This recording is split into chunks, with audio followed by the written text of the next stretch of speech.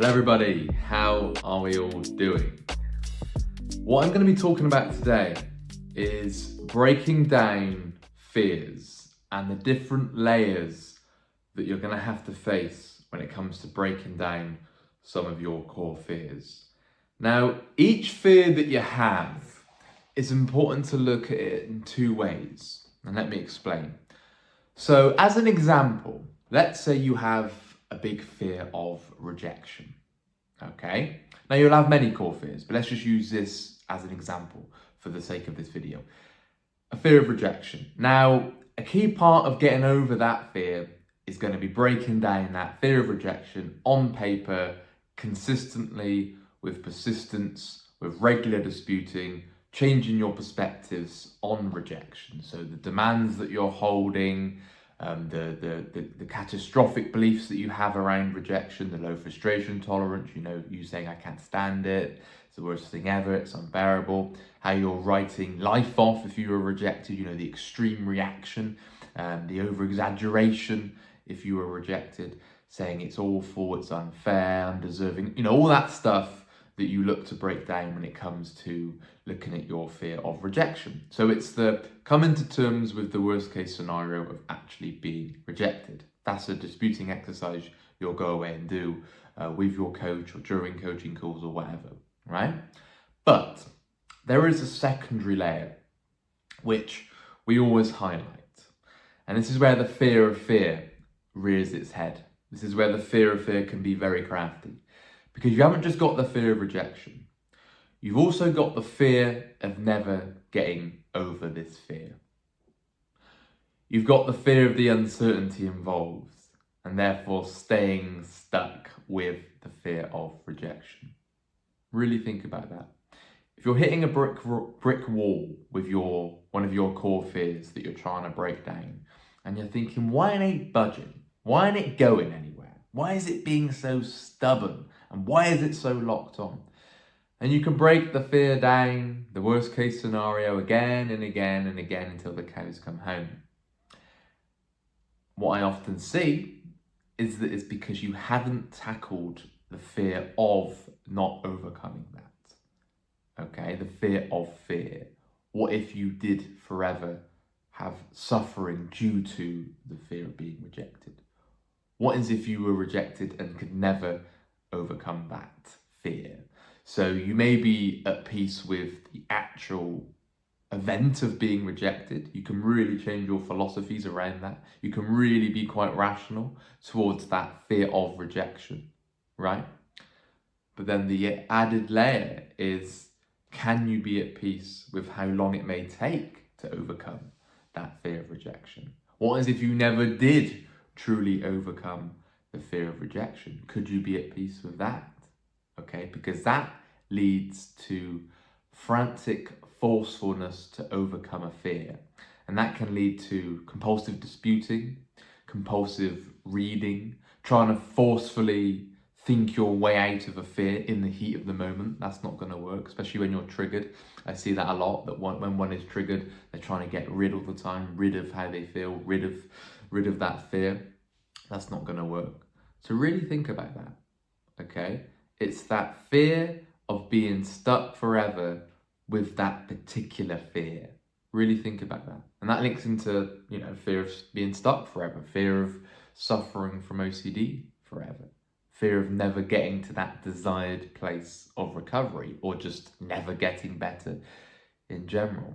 And the reason I highlight this is because I see people put the time pressure on when they come down to breaking their fears. And I say, how's the disputing going? Tell me how it's going. How's the rational thinking going? And quite often what I can see is that somebody's just thrown the towel in. And I think, what have you done that for? I thought it was going well. I often see the initial novelties there. They're like, yeah, come on, let's do some disputing. Let's go. I'm going to break down my fear of the world not being real with existentialism. I'm going to break down the fear of being gay with HOCD. I'm going to break down the fear of doing wrong with real event false memory. I'm going to break down the fear of contaminating somebody else, or being contaminated yourself with contamination OCD. Whatever the theme, right? I can often see that novelties there initially, right? And I say, well, what's happened? Why have you stopped breaking it down? What's gone wrong? And what usually has happened is they've got scared of never overcoming it, right? So for example, they're making inroads, you're making great progress with that fear, looking at the worst case scenario, really shifting your philosophy on it is great. It's like, yeah, I'm seeing it differently now, wow. And then you get triggered, and then OCD morphs, and it becomes a variation of that fear. And then boom, because you haven't addressed the fear of never getting over that fear, and therefore fear of being stuck forever, never getting to that desired place of recovery or just getting better in general, then you give up and go, I'll throw the towel in, I can't do it. I can't do it because I must know that I have to recover. I must know that I will recover. I must know that I get over this fear. As soon as that is a belief of yours, OCD will dig in. It will dig its heels in. Right? I'll give you a great example. I'll give you a great example of my journey of this. Real event, false memory, POCD, harm OCD, anything guilt, taboo related was me. That was my themes. And I got very good at breaking down the fear of being a bad person. I got very good at breaking that down. I saw it very rationally. Went over the myth of self-esteem quite a few times. Really broke it down, made it a priority to break down this bad person fear. But I still felt guilty for a long time. And that isn't only because it takes a little while for your nervous system to catch up with your new thinking, but another hidden belief, as in another fear that I was holding, was that I had a huge fear of never truly overcoming the fear of being a bad person, right? Being stuck forever with that particular fear, being trapped forever, never truly getting to where I wanted to be. Right? So the guilt would then linger, right? The symptoms would then linger. The anxiety would be niggling away in the background because it was the fear of fear. What if it comes back? What if I'm not truly over it? What if I haven't got to that place where I'm at peace with being or having done this, or even if I've done that, or whatever it was? What if I'm not truly at peace with that? What if I was lying to myself? What if I was fooling myself and completely kidding myself with my progress, right? That locked in hard. And that was just the fear of fear, like I keep saying, the fear of not overcoming a certain fear, a fear of being stuck forever, fear of life being compromised forever because of OCD, okay?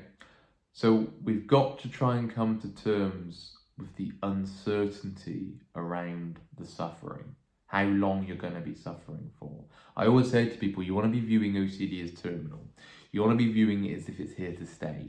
You want to be viewing it as if you're going to be suffering with anxiety and OCD for longer than you would like, for much longer than you would prefer. And then the time pressure comes off. Then you're not needing to get rid. Then you're not needing to break down that fear to then be at peace. As you break down your fears, you do it with our best wishes and our best advice. But there ain't no guarantee that you then recover, that you then overcome that fear, because OCD will then morph, it will switch, it will change. And this is why it's critical that you're breaking down the fear around suffering forever. What if I never got over this fear? Oh no, what if I get over this one, then it's the next one? All that is, it's your view on suffering with anxiety forever, and thus your life being compromised due to mental health suffering, due to OCD and anxiety. Okay, really think about that. There's always an added layer when it comes down to breaking your fears. It's not just getting under the worst case scenario. It's deeper than that. It's much more complex than that. Because otherwise OCD wouldn't morph, would it? You would just break down your worst case scenario. I'd have a very easy job as a coach, so I would just say, right, there's your worst case scenario. Go and break it down. Happy as Larry. Bob's your uncle. And you go and get on with life and live your life happy as anybody, right? But what OCD will tend to do, it will move. And it will hit you from a different angle. And it will attack you from a different approach through the back door. That's what it will do. And when you look at why it does that, it's because overriding all of your fears is the fear of never getting to a place where you want to get to, fear of being stuck, never overcoming a fear, the uncertainty around suffering forever. So you want to be trying to go towards that, and it's going to come down to life philosophy changes, how you view suffering, your views on hardships, your approach towards injustices. Oh, it's not fair that I've got to be stuck with OCD. Oh, it's awful. Why have I got to be stuck with this disorder? It's not fair. Nope. You've got to change your view on suffering and change your view on your life forever being compromised due to OCD. Okay, something to really, really think about. If you feel like you're hitting a brick wall with your worst case scenario, and you feel like you're really starting to see it rationally, I see it a lot as a coach.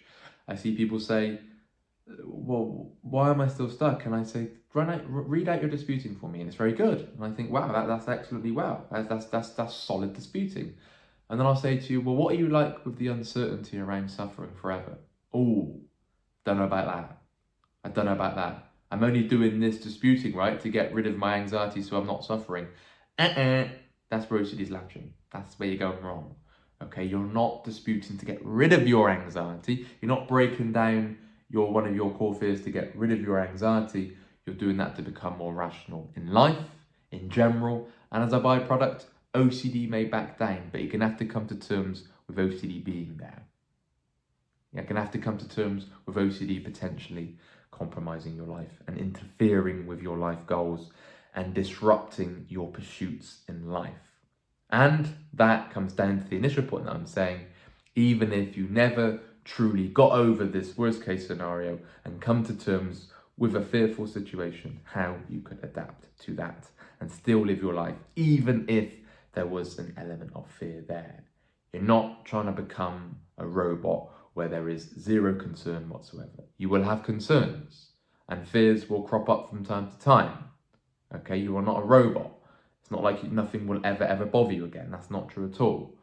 Okay, so you're going to have to really break down and look at your perception on suffering and see how that is allowing OCD to cling its heels in and dig in with the fear of fear side of things. Okay, even if you were stuck forever, even if you never truly got to where you wanted to get to, how could you adapt? How could you adjust to that? How could you come to terms with your life being compromised, even if you never got to a place where you wanted to be? Really think about that. Really think about that. Don't bolt down the worst case scenario disputing if you feel like you've been doing it for months and months and months and you're just not going anywhere. You're looking at it irrationally. You're writing down the same thing. You're thinking, yeah, I'm getting it. I'm understanding it. I see the philosophy. I see it. I can start to believe it. But why am I still scared? Well, it comes down to time and patience. That's one thing. But also take a look how you are viewing never truly getting over that fear. Are you terrified of it? Are you terrified of being stuck with OCD? How are you viewing the suffering? How are you viewing OCD playing a part in your life? How are you viewing that?